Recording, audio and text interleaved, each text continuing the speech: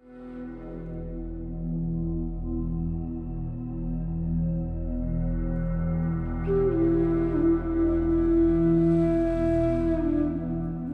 the ancient past, civilizations have continued to communicate with symbols and codes.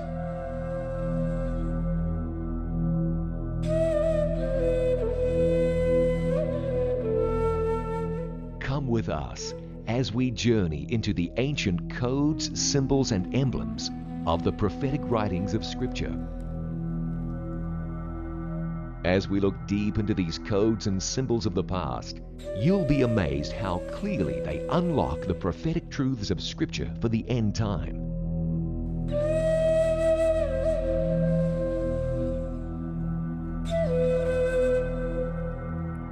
The Prophetic Code. A journey into the prophetic code of Scripture.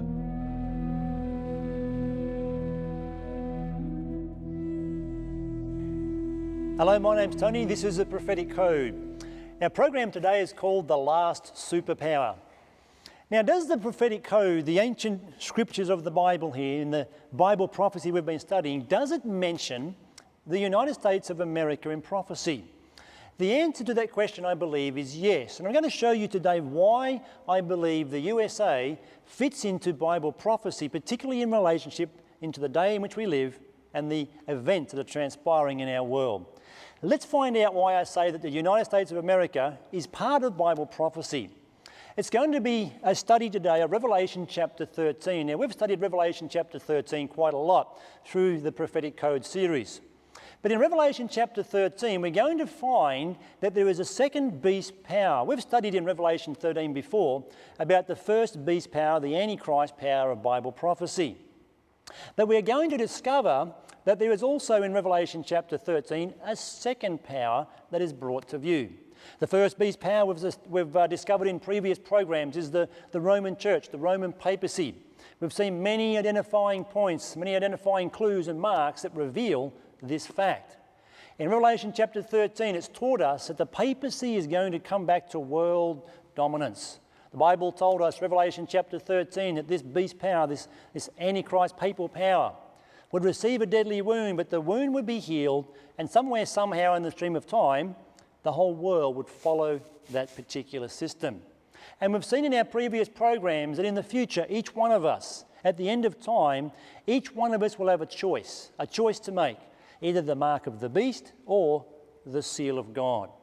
And the question is, well, how is all this going to come about? How is the mark of the beast going to be enforced onto the world? How is the world going to accept that, and why and how?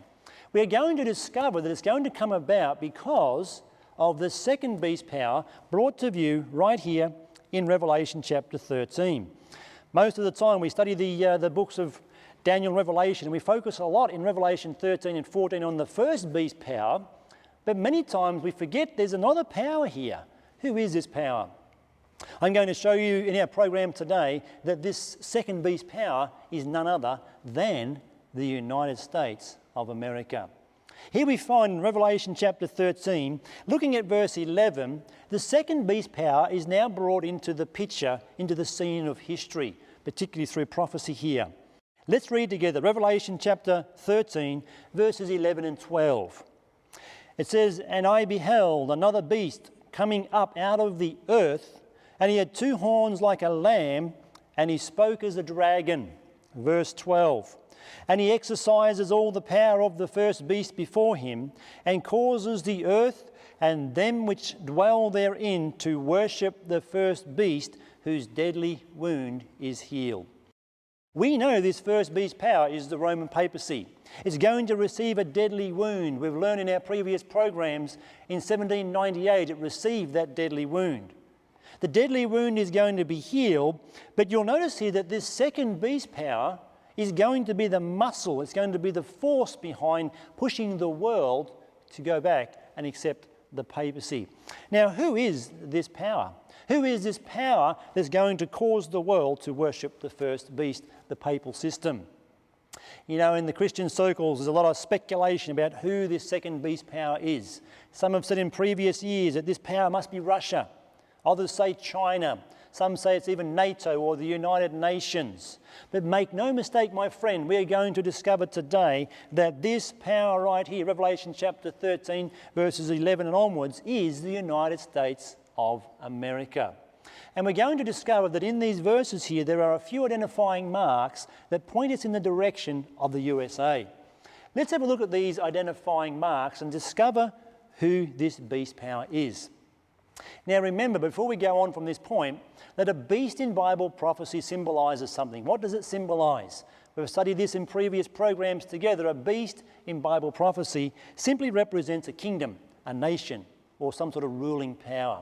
So this second beast that the Bible's bringing to view here is simply a kingdom, nation, or some sort of ruling power on this earth.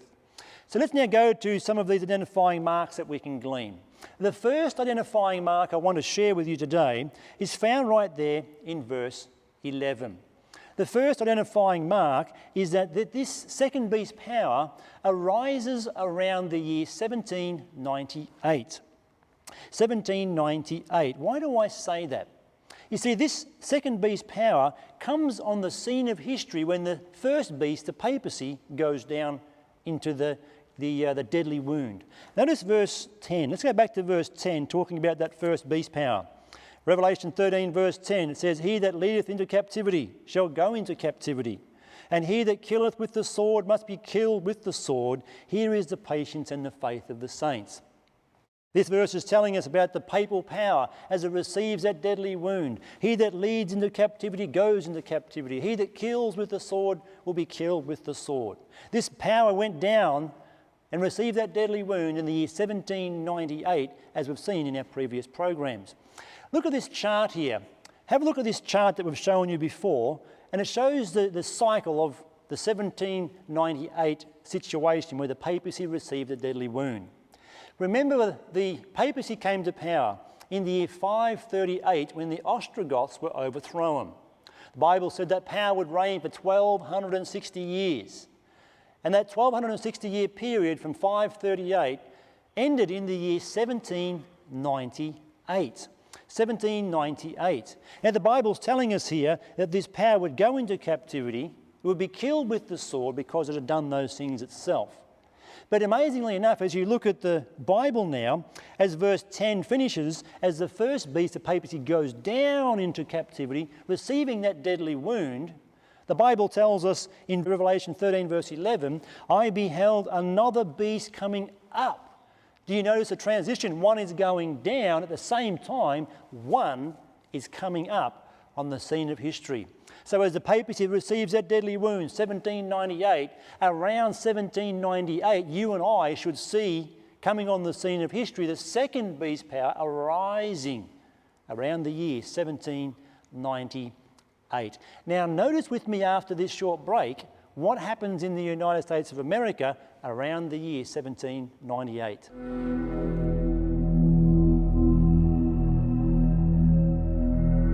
Welcome back to our study called The Last Superpower. We've just discovered right here in Revelation chapter 13 that this second beast power would arise on the scene of history around 1798 when the first beast of papacy receives a deadly wound and goes into captivity.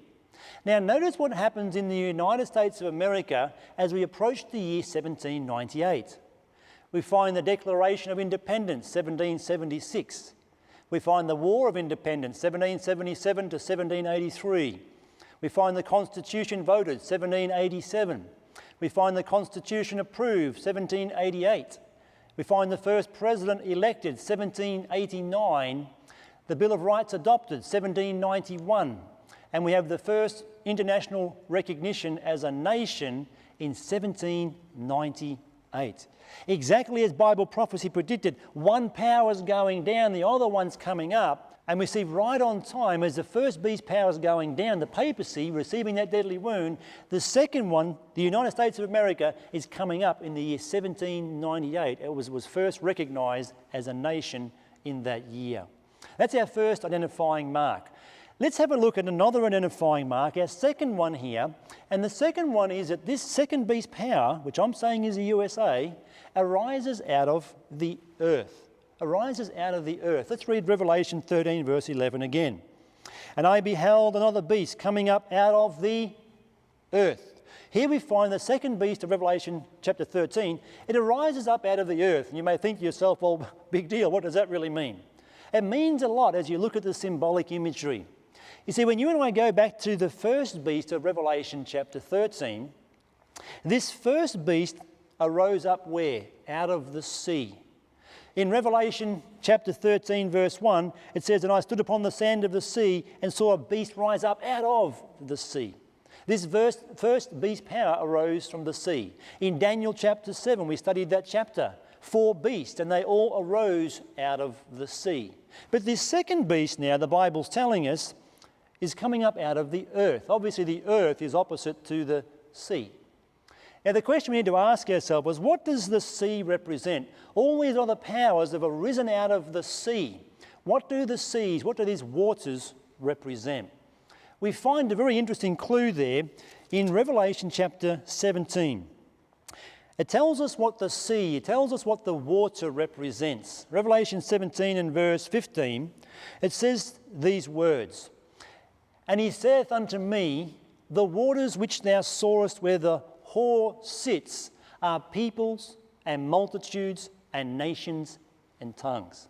Here we find there's a woman in Revelation chapter 17. She's riding upon the beast. The beast is on the sea, and the Bible tells us, an angel tells us here, that this water represents peoples, multitudes, nations, and tongues. So when you and I go back to Revelation chapter 13, and also Daniel chapter 7, and all these beasts come up out of the sea, it's telling us that they're coming up in the populated areas of this world. You see, the sea represents the multitudes of nations and people. In other words, a heavily populated area where there are no established nations and kingdoms. But we find here the second beast comes up out of the earth. This beast will arise then in a thinly populated area where there are no established nations. In other words, the geographical location of this second beast will be somewhere in the New World, opposed to the old world of Europe, where all these other beasts, all these other kingdoms, Babylon, Medo-Persia, Greece, Rome, and Papal Rome, they all resided where there was those populated areas of the world. But this second beast, my friend, comes up in a sparse area, in the New World, in the Americas. Okay, identifying mark number 3. Let's go to another one here. Identifying mark number 3, it would be a young nation with Christian principles. Let's have a look at this point of being a young nation with Christian principles. Let's go back to Revelation chapter 13, verse 11 again.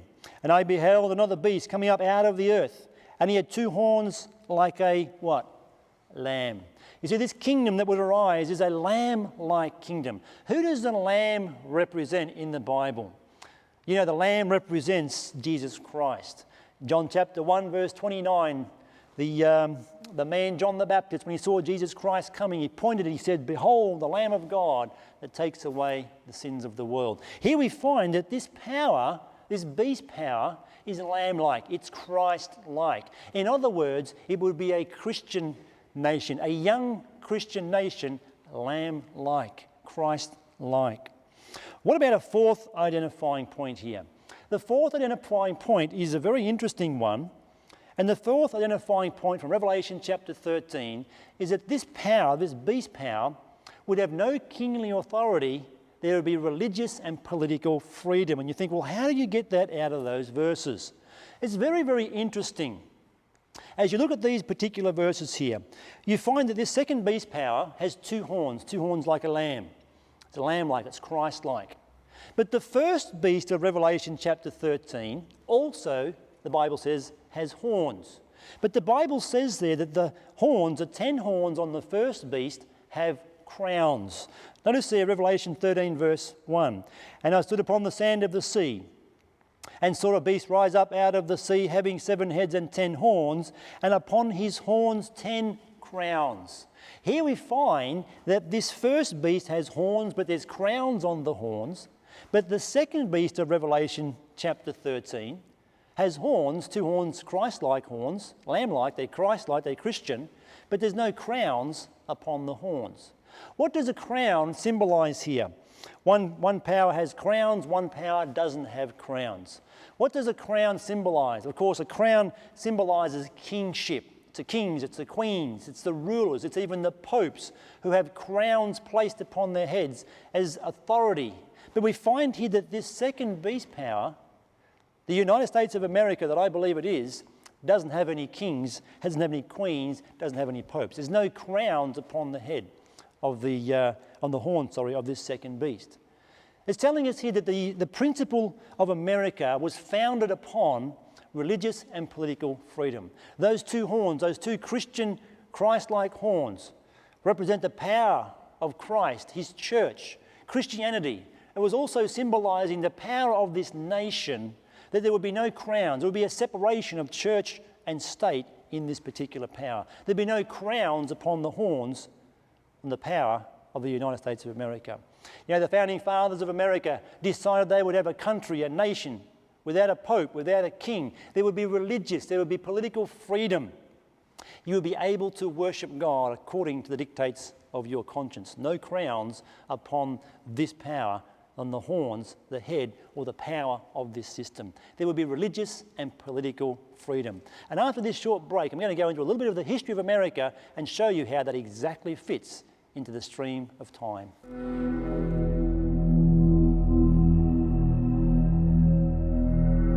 Welcome back to our study on the last superpower. We're studying Revelation chapter 13. We're talking about the second beast power, and we're saying it's the United States of America, and we've just seen that this second beast has two horns like a lamb, but on those horns there's no crown, signifying religious and political freedom. No kings, no popes, ecclesiastical and state freedom for the worshippers of this new power. The United States of America was founded upon those principles of freedom, the separation of church and state. You know, because of a lot of the persecution that took place in the old world of Europe, the people of God were looking for a place of refuge, a place where they could worship God according to the dictates of their own conscience. Back in the old world, the religious leaders and the kings would tell them how they would worship, what they should do. There was persecution when they would try and follow their own way of worship. And because of much of this persecution in Europe, they looked for a new world. They looked for a place where they could worship God according to what they believed the Bible was saying. And that new world opened to them in the United States of America. You know, many of God's people look for a place where they could have freedom, where they could have liberty. And the history book, The Great Controversy, in page 291 tells us the following. And when God's hand seemed pointing them across the sea to a land where they might found for themselves a state and leave to their children the precious heritage of religious liberty, they went forward without shrinking in the path of providence. You know, on November 9, 1620, 102 pilgrims on board the Mayflower, they set foot on the new shores of the New World. They knelt down and they praised God for the opportunity that they could come there and worship God in freedom. The founding fathers of America said they would have a country without a pope, a country without a king. There would be no crowns. There would be political. There would be religious freedom. The founding fathers of America came for a world that... I'll start that again. The founding fathers of America came to the USA. They came from a world where they were controlled by popes and kings. They wanted liberty. They had to fight for that liberty. They fought for that liberty in the War of Independence. They fought for their freedoms. The battle cry of the Republic was, "Give me liberty or give me death." And as a result of their fight for freedom in the War of Independence, the Declaration of Independence was ratified. And this revered document penned by Thomas Jefferson, he said the following: "We hold these truths to be self-evident, that all men are created equal, that they are endowed by their Creator with certain inalienable rights. Among these are life, liberty, and the pursuit of happiness." This nation was to be governed by the people and for the people. 13 years after the Declaration of Independence, the Constitution was ratified. 1789, the Constitution was ratified, and the Constitution of the United States of America, my friends, guarantees liberty and religious freedom. It was a guarantee that the people were so willing to grab a hold of, that they could worship God according to the dictates of their own conscience.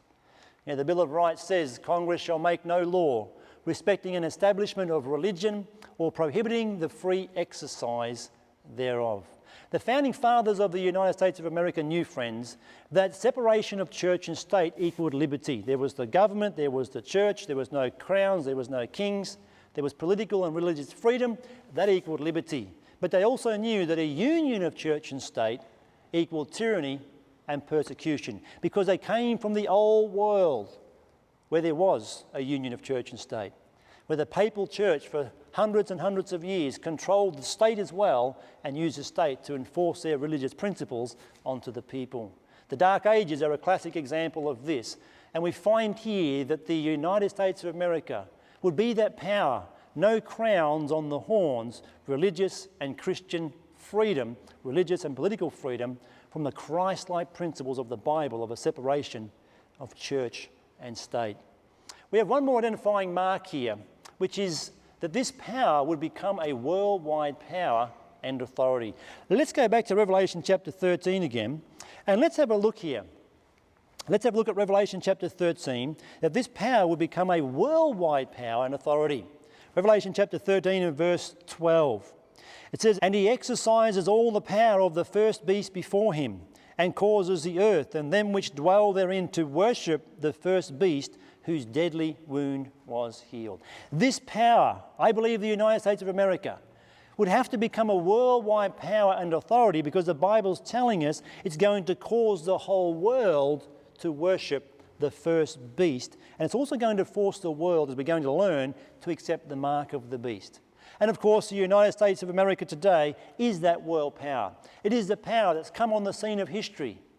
And it now is the world power. As we've come down, as we narrow this down to the end of this earth's history, a power should arise. It's going to cause the world to worship the first beast. It's going to be a worldwide power. And of course, today, the United States of America is that power.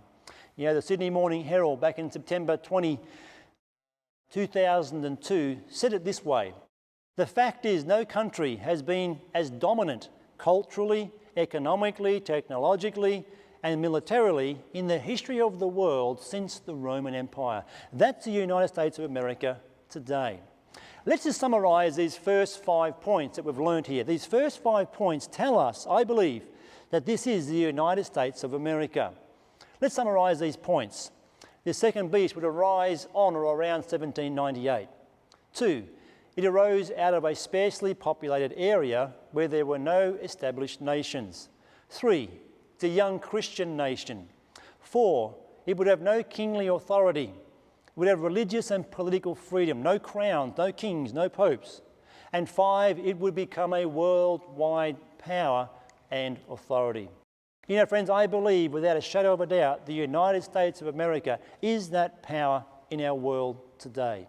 But there's one more identifying mark that's fulfilling in our world today that comes from Revelation chapter 13. And after this short break, I'm going to share that identifying mark with you and show you what America is up to in our world today and how this identifying mark is being fulfilled before our very eyes. We'll see you after this short break.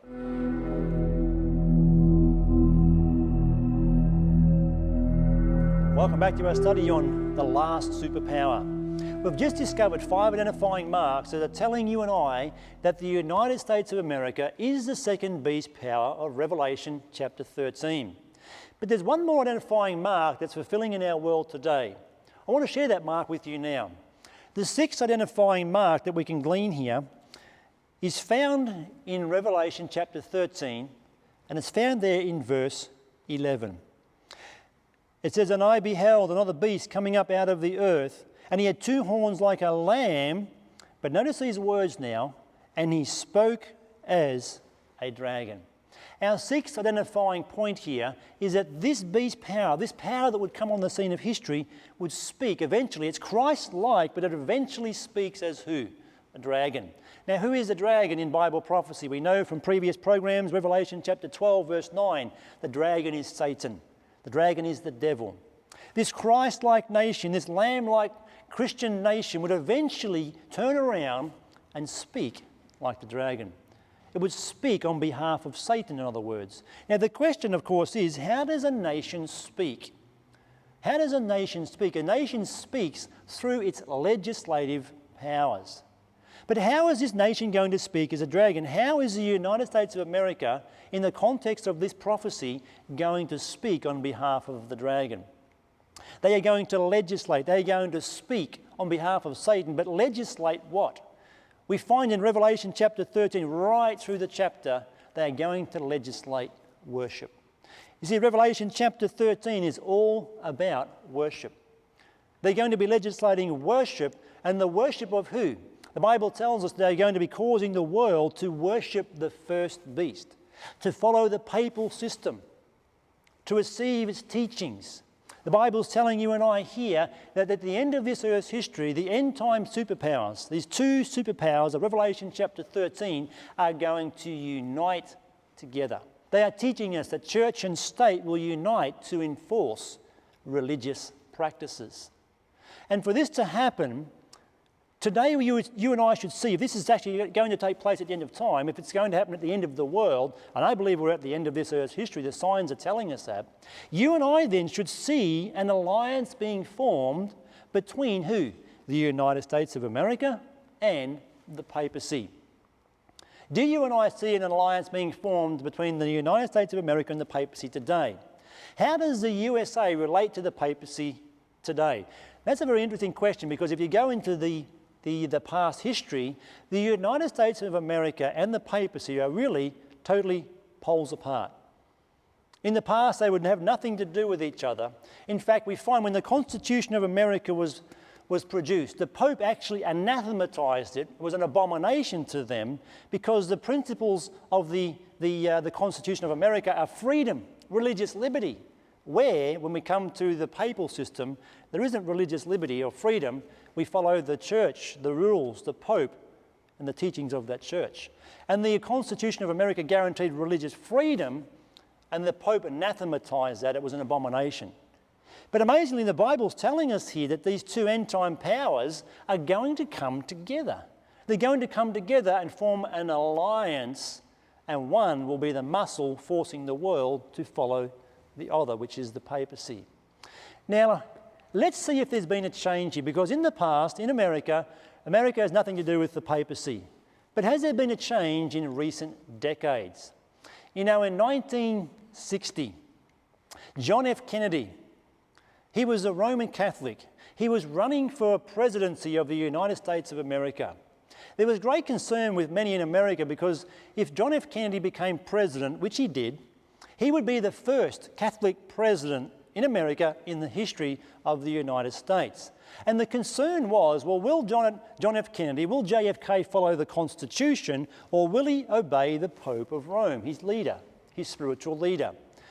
And there was questions that were constantly being asked the president. Will you uphold the Constitution? Will you uphold the principle of a separation of church and state? And I want you to notice this short video here, and notice the response that JFK makes to these questions.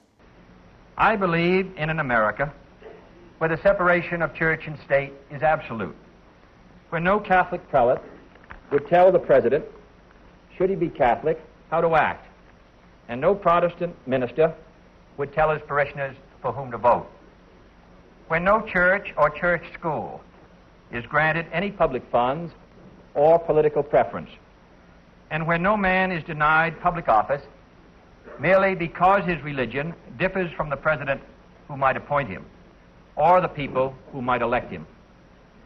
I believe in an America that is officially neither Catholic, Protestant, nor Jewish, where no public official either requests or accepts instructions on public policy from the Pope, the National Council of Churches, or any other ecclesiastical source.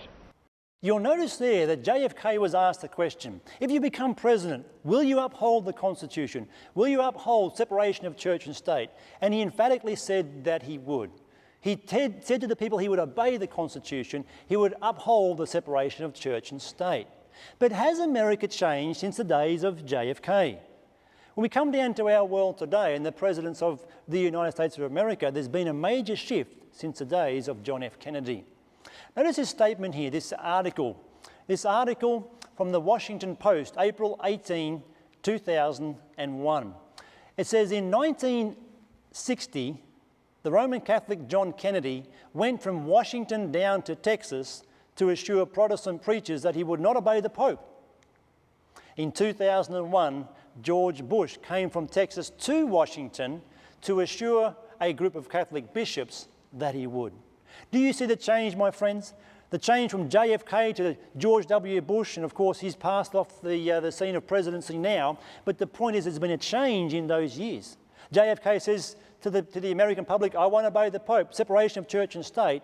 But we find George W. Bush comes from Texas to Washington, the opposite direction, to assure a group of Catholic bishops that he would obey the Pope. Why is this taking place? It's taking place, my friends, because Bible prophecy is fulfilling, and Bible prophecy said this would take place. Here we see a photograph of the late John Paul II, the Pope, when he died. You see in that photograph the three recent presidents, George W. Bush, George H. Bush, and Bill Clinton, kneeling right there before the Pope as he's laid there in his funeral.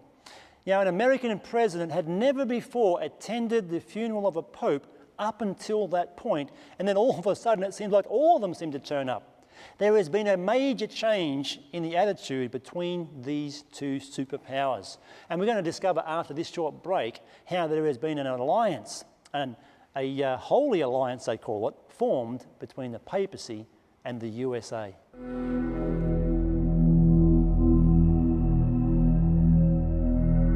Welcome back to our study on the last superpower. Now today we are seeing the relationship between the papacy and the United States of America, these two last end-time superpowers of Revelation chapter 13 changing.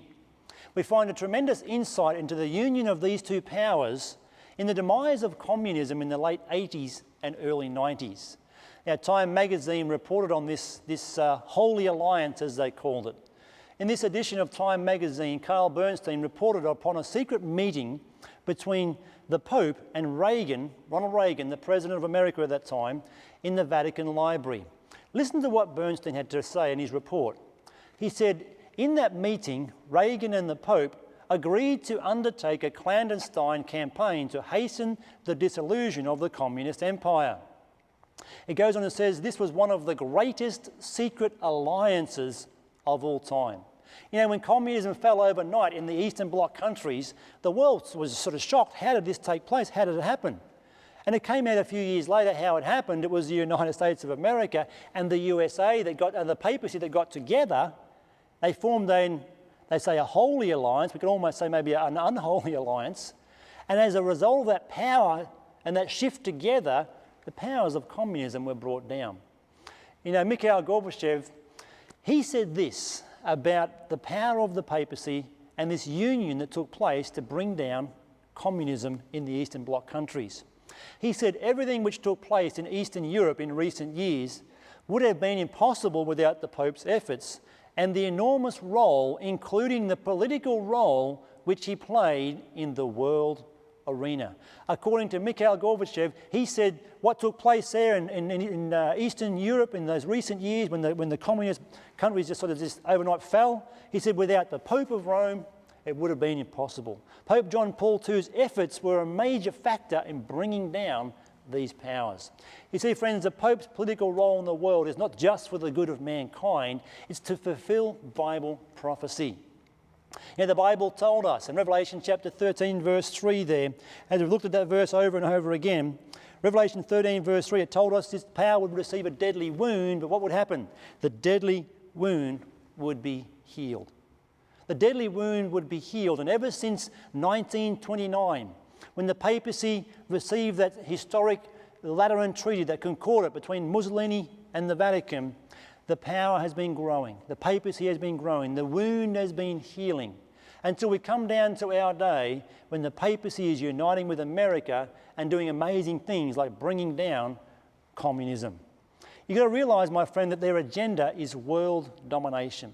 It's an agenda to fully heal the deadly wound of Revelation chapter 13 and to bring the papacy back onto its throne. And according to Revelation chapter 13, and also Revelation chapter 17, this, my friend, is going to take place only for a short period. Now notice what Jesuit priest and Vatican insider Malachi Martin tells us about the push of the papacy, particularly Pope John Paul II's pontificate. Notice what he said in the book called The Keys of This Blood. He said, willing or not, ready or not, we are all involved in an all-out, no no-holds-barred three-way competition. Most of us are not the competitors, however, we are the stakes. For the competition is about who will establish the first one-world system of government that has ever existed in the society of nations. Now notice as it goes on. The purpose of John Paul II's pontificate, the engine that drives his papal grand policy and that determines his day-to-day, year-to-year strategies, is to be victor in that competition. Did you notice that, friends? What Pope John Paul II was doing, his whole engine that drove his papal grand policies, his day-to-day, year-to-year strategies, was to be victor in the competition. What competition? A competition to set up the one world government. The competition to fully heal the deadly wound and to receive what they'd lost in 1798 and to receive that back. The world wandering, following and worshipping this beast. And this whole system has a name. This whole system, the terminology for this whole end time system of Revelation chapter 13, the words aren't in there, but the world says it. It's called the New World Order. The New World Order, it's a new system that's going to bring the world together, but behind the scenes, between America and the papacy, they are going to bring this New World Order to fruition, and ultimately, biblically speaking, prophetically speaking, as to bring the world to a position of the mark of the beast, that the whole world will accept this mark and follow and worship the papacy. In our world today, my friends, there's a push for a New World Order. We see it through the media, we see it on the internet. Day after day, there's a unification of the governments of this world pushing for a New World Order. Now, the Council on Foreign Relations, James Warburg, he said it this way. He said, "We shall have world government whether or not we like it. The question is only whether world government will be achieved by consent or conquest." George H. Bush said in the State of the Union Address, 1991, "It's a big idea, a new world order, where diverse nations are drawn together in common cause to achieve the universal aspirations of mankind, peace and security, freedom and the rule of law." In recent years, because of the economic crisis that's taken place in our world, there's a push to get back to a new world order. We see newspaper articles like this, "New World Order to Save the Earth." We find G20 shaping a new world order. We find also the G7, G8 summits. Notice this one here. G7 sets sights on new world economic order. Even in Australia, back in January 31, 2009, the Prime Minister said, "Time for a new world order." Even the Pope John Paul II, Pope Benedict XVI, both have called for a new world order. Notice these words here from Pope John Paul II back in 2004. He said, "Pope John Paul II rang in the new year on Thursday with a renewed call for the creation of a new world order." What about Pope Benedict XVI? He said this back in 2005. It says, "Pope Benedict, in his first Christmas address on Sunday, urged humanity to unite and called for a new world order to correct economic imbalances." And we see in our world today, friends, from different nations, from different religious organisations, a push, a call for a new world order. David Rockefeller, the famous financier, he said this back in 1994, speaking to the Council at the United Nations. He said, "We are on the verge of a global transformation." He said, "All we need is the right major crisis and the nations will accept the new world order." We have seen some of those crises taking place in our world. When the Twin Towers came down on September 11, 2001, the world changed.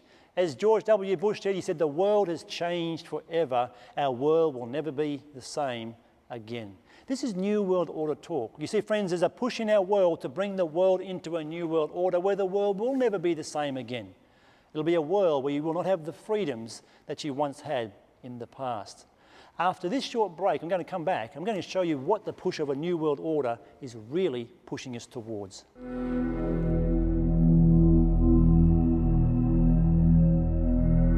Welcome back to our study called The Last Superpower. Today we are seeing these last two superpowers of Revelation chapter 13 of Bible prophecy here coming into a position to fulfill the prophetic fulfillment of Revelation 13 and 14, particularly in relation to the mark of the beast.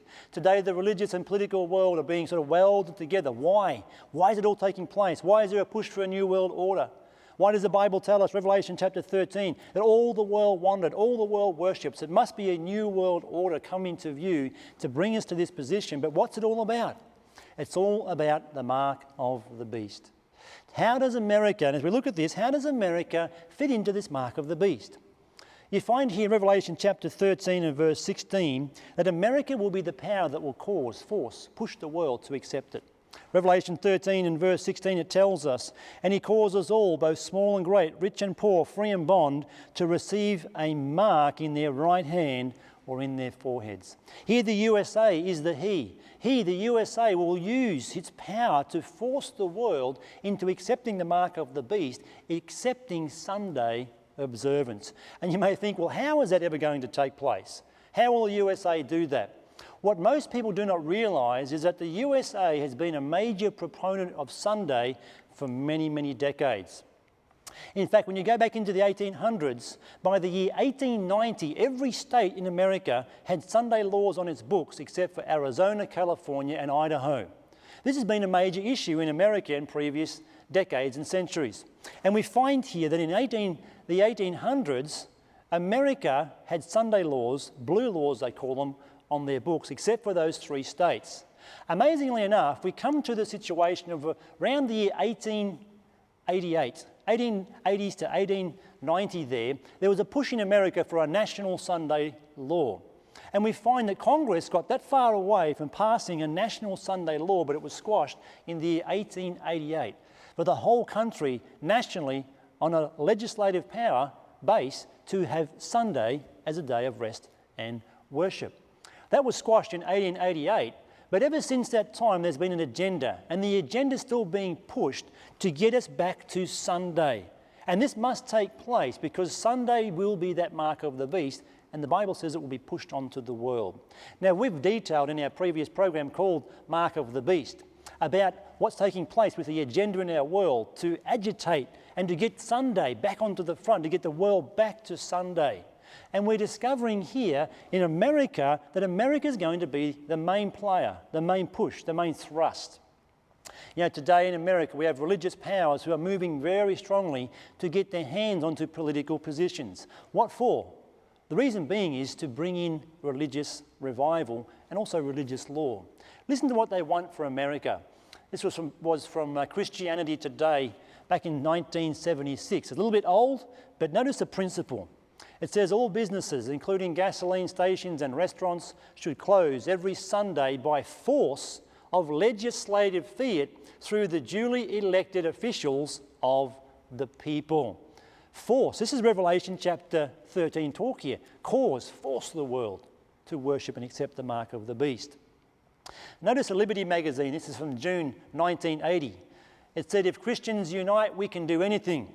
We can pass any law or amendment, and that's exactly what we intend to do.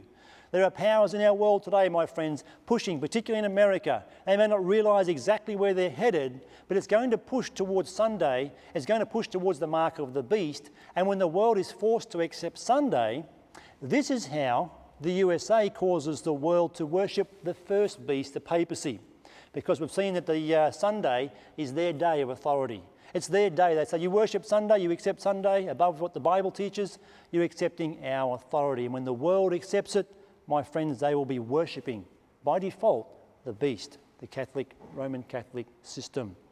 Here we find that Sunday will be agitated. Here we see that Sunday will be pushed, and it's going to come from the United States of America. Notice this cartoon from a few years back of George W. Bush. It's only a cartoon, but it's very interesting. He says, here's one my conservative base is really going to like, a constitutional amendment requiring folks to attend church on Sunday. Now, friends, this is only a cartoon, but you see the point, you see the political picture behind the scenes that will be taking place. Now, how will the world be forced into accepting Sunday, the mark of the beast? How's the world going to find itself forced to do that? We find the answer in Revelation 13, verse 17, right there. It tells us that no man might buy or sell save he that had the mark. Friends, if you don't go along with this system, this new world order, this religious order, this political order, a unification of church and state, you won't be able to buy and sell. And this is where technology will come in, and technology will be used to enforce that mark onto the world. You know, the amazing advances in the technology of our time have enabled world governments to push towards personal identity cards and a cashless economy, etc. Big Brother, my friends, has arrived, and it's being set up for a purpose. Biblically speaking, the purpose is to push the world into one system. And for those who don't go along, you can't buy and sell. And eventually, Revelation 13 verse 15 tells us, if we don't go along with the buying and selling part, there'll be more stricter penalties. It says, and he causes as many as would not worship the image of the beast to be killed. The death penalty will come. You know, the United States of America traditionally has been known for its fairness, its love and freedom. It's been a tremendous power for good in the world. But the Bible tells us here, back in Revelation chapter 13 verse 11, it's lamb-like, but it will eventually speak like the dragon. It's going to cause the world, it's going to push the world into the corner of accepting Sunday, and by default we're accepting the authority of the papacy. By default we worship the beast and receive that mark of the beast. You know, in the midst of all this trial, all this test, all this trial that will come through this scenario, God's people, my friends, will be tested. And they've been tested in the past. You know, I think of Daniel chapter 3. Daniel chapter 3, Nebuchadnezzar, he set up this great golden image. He commanded the world to worship. But Daniel's three friends, they stood there erect. When the music played and the world bowed down and worshipped the image that Nebuchadnezzar had set up, they stood there firm and erect. They stood there following the commandments of God. As a result, they were cast into a fiery furnace. In that fiery furnace, the Bible tells us that Jesus himself appeared. He released them from their cords. And the king looked into that furnace. He said, "Didn't we cast in 3 men?" And his entourage of people said, "Yes, you cast in 3. He said, "I see 4, and the 4th is like the Son of God." You see, friends, in the middle of all these trials of the last days, we can have the hope in Jesus Christ. Jesus Christ, even though we go through the fires of affliction, Jesus Christ will deliver his people. If we are faithful and true, if we honour God, my friend, God will honour us. And when the world is forced to break the commandments of God, if we take Christ into our life, if we're faithful and true to him, we can stand erect. We can stand like the faithful on the plains of Dura, and we can be delivered by Jesus Christ. I would encourage you, my friend, take a hold of the hand of Christ. He will guide you and lead you through the trials that come in the future of your life and enable you to be faithful to him. This is my prayer for each one of us this day.